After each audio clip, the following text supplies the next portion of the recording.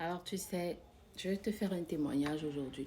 Parfois, quelqu'un te met en colère et il réussit à te faire le haïr. Ça m'est déjà arrivé. C'est-à-dire que quelqu'un t'énerve tellement qu'il réussit à créer en toi un sentiment de haine.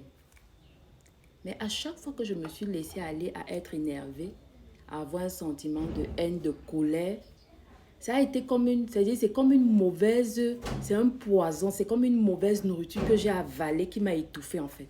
Et comme si tu manges un poison et tu avales ça. C'est-à-dire à chaque fois que je me suis mise en colère, que je me suis énervée contre quelqu'un, que quelqu'un a réussi à me faire le détester à cause d'un acte. C'est-à-dire que ça a été comme si j'ai bu du poison. C'était toxique. Et je me suis rendu compte que je n'arrivais même pas à vivre avec ça plus de 24 heures. Il fallait évacuer ça parce que ça me paralysait, ça m'empêchait de réaliser mes objectifs, ça m'empêchait d'être focalisé sur l'essentiel. Parce que dans cette haine, dans cette colère, tu lui donnes une place qu'il ne mérite pas. Tu commences à le mettre au centre de ton existence. Quelqu'un qui est si négatif, quelqu'un qui, c'est-à-dire un bébé spirituel, quelqu'un qui, je ne sais pas. Et toi, tu lui donnes cette place dans ta vie. Et c'est comme si tu bois un poison, tu deviens énervé, de mauvaise humeur, tout ce que tu as fait, ça tourne ça devient noir. Je ne sais pas comment.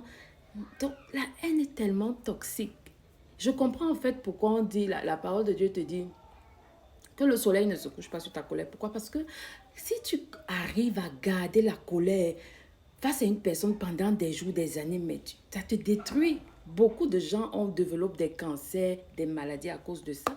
Parce que tu commences à mettre la personne et tu fermes les yeux, tu vois la personne, tu te lèves, tu vois la personne, tu te couches, tu penses à la personne. Mais tu ne vas pas t'en sortir.